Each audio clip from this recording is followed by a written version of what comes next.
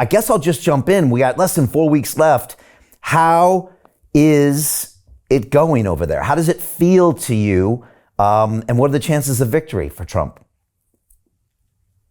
The October 1st debate between J.D. Vance, the American Republican VP candidate, versus the Democrat Tim Walz has subtly shifted the tide towards Trump-Vance. It's very interesting. We're seeing now movement in the national polls towards Trump, but more importantly, in the battlegrounds, he's gained in every battleground he needed: Pennsylvania, Wisconsin, Michigan. He's holding strong in Arizona and Georgia.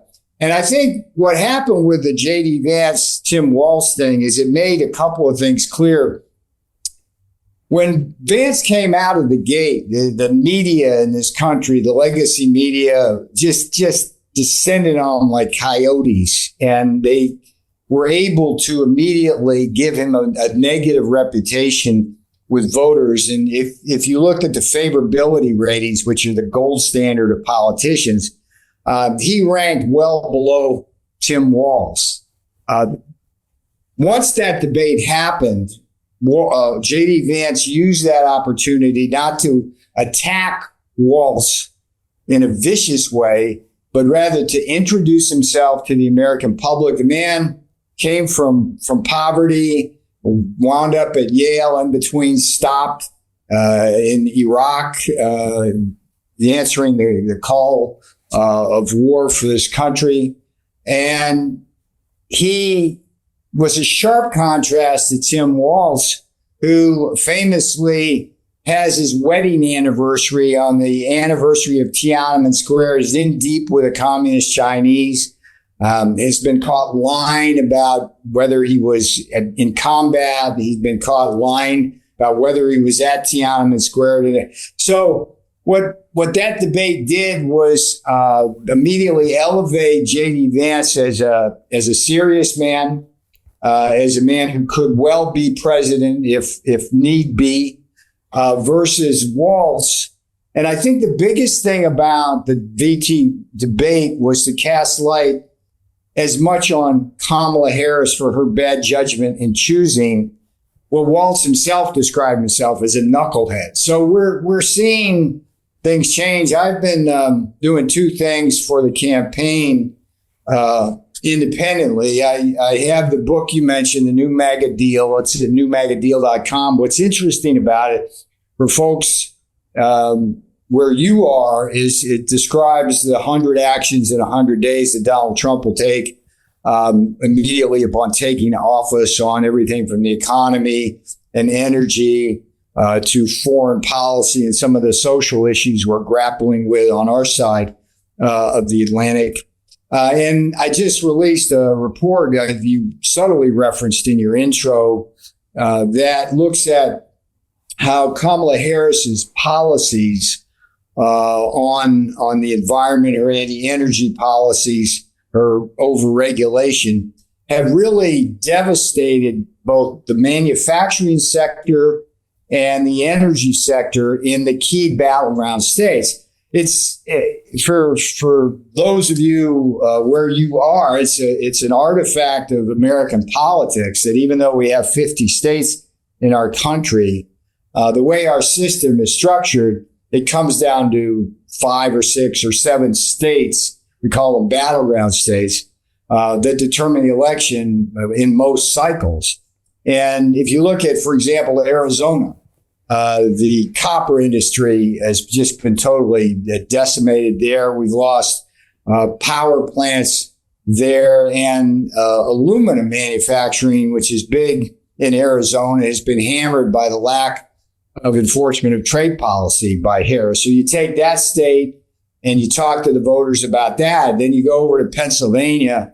Fracking, I don't know if folks know what that is over where you are, but it's an innovative technology to extract natural gas. Pennsylvania, among the 50 states, is the king of fracking. Harris has declared war on that fracking, and 30% loss of jobs in Pennsylvania has been the result. So polls are moving towards Trump and Vance, away from Harris. Now, the other thing I should tell you about Harris, I did a piece for the Washington Times that drilled down on Trump's charge that she was mentally impaired. That one kind of sent the liberal diaspora kind of spinning out of control here.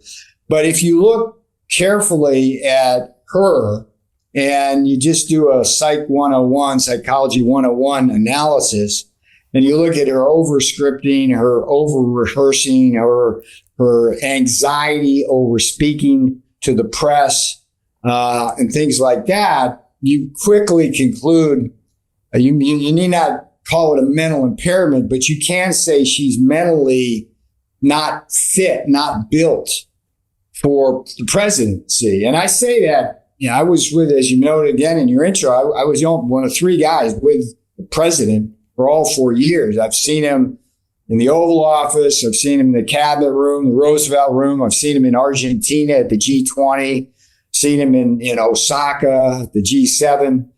And he's continually interacting in an improvisational way with whether it's Putin or Cameron or Kim Jong-un up at in the North Korea, South Korea border. And Harris, that's what you need to be able to do as president. Kamala Harris is totally incapable of that. There's a great story in that piece I wrote for the Washington Times about how Harris actually scheduled a mock dinner because she was anxious about having dinner with this media mogul in kind of a salon environment. So anyway, that's the long story about what's going on. I'm going out on the road next week. There's bus tours that folks like me are doing and shaking hands and doing the retail politics. And it'll be close, though. This one will be close, as they always are. Hey, I know investing in crypto is scary. It takes a real leap of faith because there are so many scams, rug pulls, and bad actors out there. It's a dangerous business, which is why 95% of people lose all their money. Well, that's why I created the London Real Investment Club, so you can access the hottest deals on the planet and use the crypto bull market to create the generational wealth that you deserve. Join my team of over 100 people from around the world that are making millions of dollars behind the scenes investing in blockchain, AI, Web3 games, DeFi, Bitcoin, and more. Don't miss out. Click the link below to book a call with one of my team now. But hurry, this bull market will end soon. I know investing crypto can be scary. That's why you gotta join the investment club. Pull the trigger. Let's do this.